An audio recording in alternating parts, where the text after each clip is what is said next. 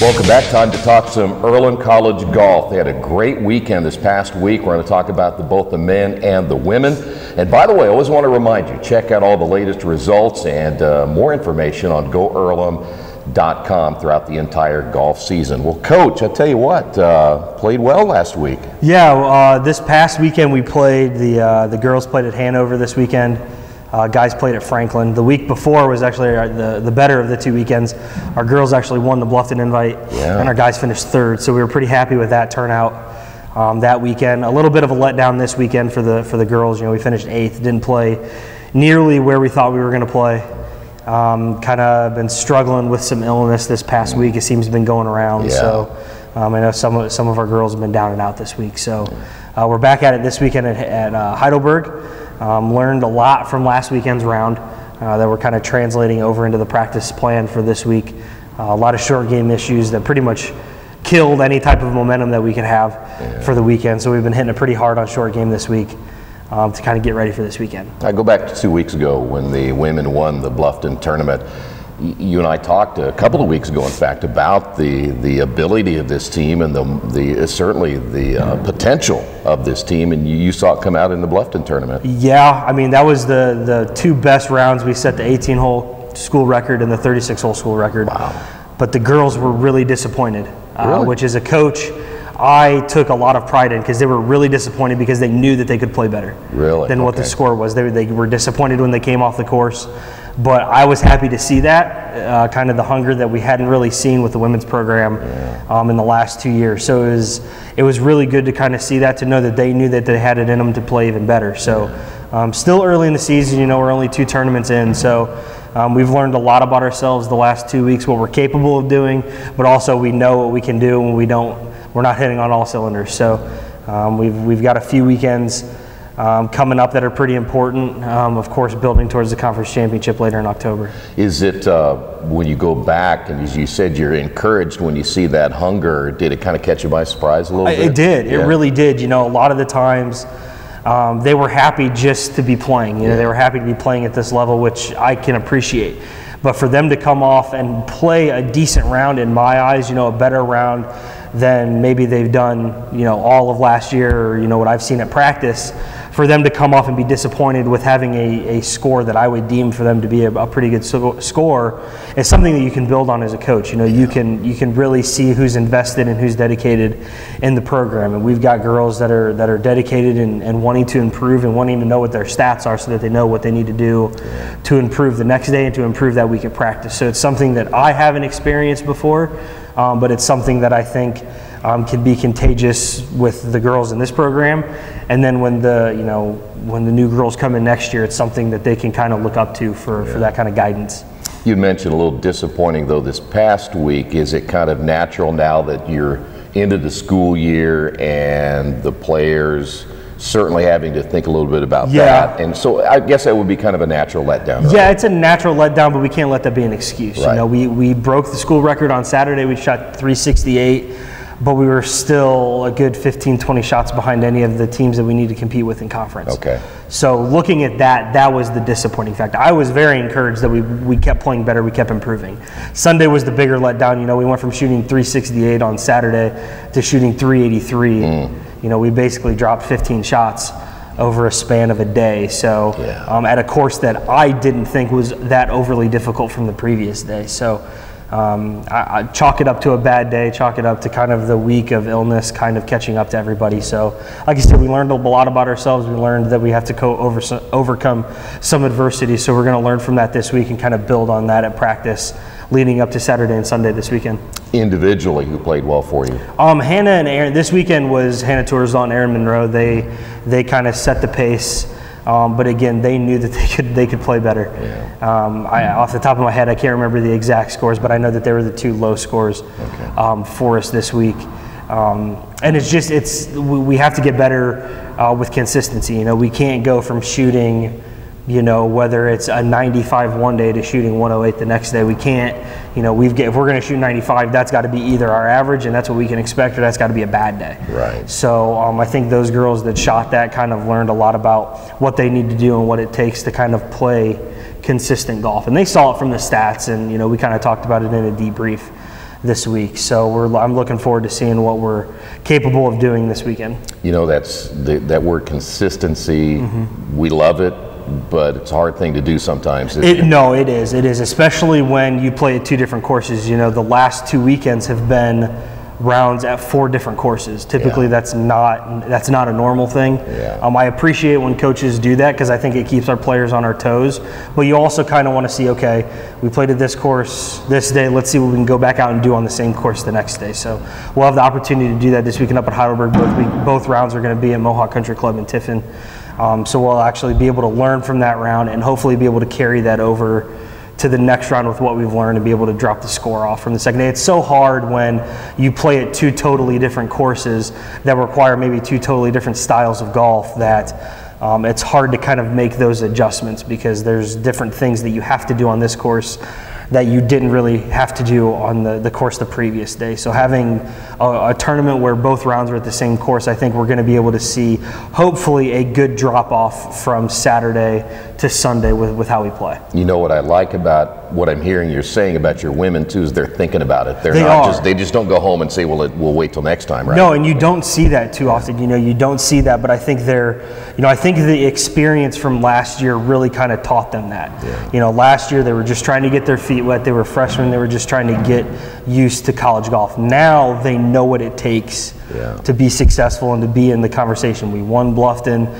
You know, we didn't play well this week to be in the conversation, even in the middle of the field. So I think they're going to take that as a learning mechanism to, you know, to play well this week in practice to get ready for this weekend so that we can be a little bit more competitive because you have more, you know, it's fun to play, but it's so much more fun to be competitive and playing at the same time. Exactly. We'll tell you what we'll do. We'll take a quick break. We'll come back. We'll talk a little more about the men since they'll have a couple of weeks off, and then we'll also talk about this weekend for the women. So I know you're anxious to get back out there and play. And by the way, I understand the weather's going to be pretty good this weekend too, so it's going to be golf weather. We'll do that coming up in a moment right here on Radio Troy Digital Sports.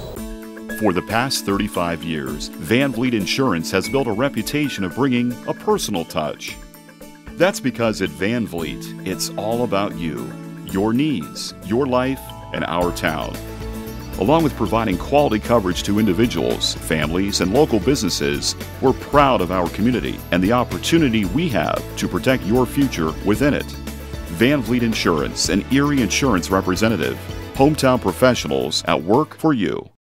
As we mentioned, the men will take a couple of weeks off, and certainly well-deserved. You guys are again playing for the spring, so this part of the season you're kind of tuning things up. What did you see in the men the last time out? Well, when we played at Bluffton, it was nice for us to be competitive. You know, we were kind of right in the thick of things. After the first day, we were only 6 shots out of first. And I knew that first day when we shot 316, that was nowhere where we were capable. I saw a lot of really easy, silly mistakes that you don't normally make if you're going to be winning a tournament. So I was happy to still kind of be in the conversation. We kind of caught a hot team the second day. University of Northwest Ohio shot really low the second day and they won.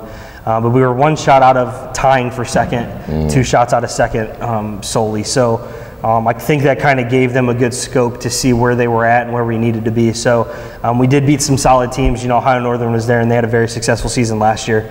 And we got the better of them this year. So I was happy to kind of see that and see us beat the Division III teams that were there. Last weekend was basically a de facto HCAC preview. We finished 6th. 1 or 2 shots out of finishing 5th. We were disappointed with this weekend. We shot 322 the first day, which is by no means anywhere near our capabilities. Came out and backed it up with a pretty solid round the second day. And again, the funny part about being a coach is you have to figure out what players are playing where. And if it would have been a totally different conversation that we'd be having if our number 6 had been playing in the top 5. Because he played very, very well this weekend. Garrett Schuler, actually a local kid from Northeastern, played very, very well, went 74-77 for us. And actually tied for 8th out of 80. But wasn't in the top 5. So we couldn't use his score. And I believe with his score, we would have finished 4th. Okay. And we would have finished 4th. We would have finished behind 3 conference schools. And we would have been 12 strokes out of 1st. So we would have been very, very competitive, but it just wasn't how it was meant to be. this past week. I was encouraged, but again, if those guys are playing in the top 5, they've got to perform. Yeah. And that's the best thing about having a deep roster like we do, is if you don't perform, you go back into qualifying, and we figure out who's going to be playing in a couple weeks. So we've got some time off. We've got a couple weeks off. We're going to do some inter-squad stuff to get ready for our home tournament in 2 weeks. So we're excited about the direction, but we also know that we're capable of so much more. Yeah, very true. By the way, when you mentioned silly mistakes, kind of drive you nuts a little bit? Yeah, I mean, silly missed 3-footers, you know, trying to hit the hero shot out of the trees instead of just punching out, you know, taking your medicine. I appreciate the aggressiveness, but sometimes you just got to sit back and, like I said, take your medicine, you know, hit out in the fairway, you know, maybe get par, but take your bogey instead of hitting that hero shot, that 1 in 10 shot, 1 in 20 shot, and end up taking double or triple, or, you know, those penalty shots that can come up and kind of bite you. So those are things that we kind of look at as a coaching staff to kind of figure out where we need to improve over that week at practice. And the guys, they know their game better than anybody else. They know their individual game. So they come to us before we even have to look at the assessment, like, you know, I really messed up on inside 5-footers this week. I think that's where I need to work on this week. And I mean, it's great to see that they're in tune with their game that much to know what they need to improve on before we even have to look at it. So I expect the scores to consistently drop over the next few weeks and into the spring season. So we're optimistic where we're at. Make sure you play for the next shot, right? Absolutely, absolutely. Yeah. All right, you mentioned the women back in action this weekend. Yeah, we're up at Heidelberg. There's a large number of teams, but I feel like we can be very competitive up there based on what those teams have shot this season.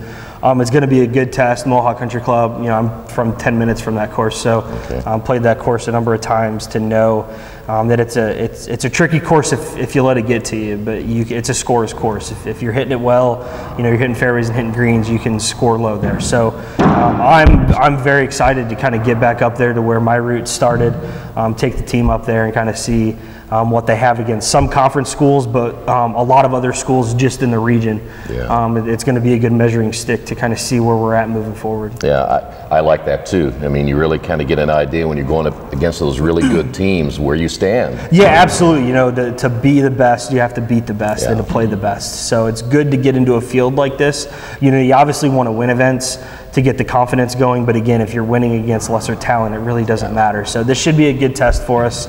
I know the girls are excited for this weekend, and I'm excited to kind of see where they're going to be at this weekend. And by the way, you can keep up. You guys are very active on social media. We try to be, as long as the cell phone reception allows us to be. and I tell you what, and I love it because I can see what you guys are doing. It certainly is a great thing to kind of keep progress. So watch for these guys this weekend, and also on GoEarlham.com. You have more information about all the players and the information on the tournaments and everything too. Our sports information director does a great job getting previews out the day before with the information for the tournament. They get tournament recaps after every round, so that's good. And we try to keep everybody as up to date on possible on our Twitter page as well, with, you know, up to the minute results and, you know, not front nine scores, unofficial scores at the end of the round. So we try to keep everybody, you know, we've got a lot of supporters. You know, our recruits are looking at that. We've got a lot of supporters from all around the country.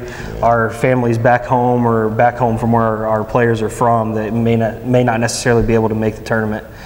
So we have a few different avenues to kind of keep them informed, and they appreciate that. You know, they appreciate the hard work that our athletic staff does to make sure that they're still kind of intact with the team each weekend. Hopefully we'll get some of those guys and gals on here too. Absolutely. That'd be Absolutely. great. All right, Coach, good luck this weekend. Thanks, Troy. Good to see you again.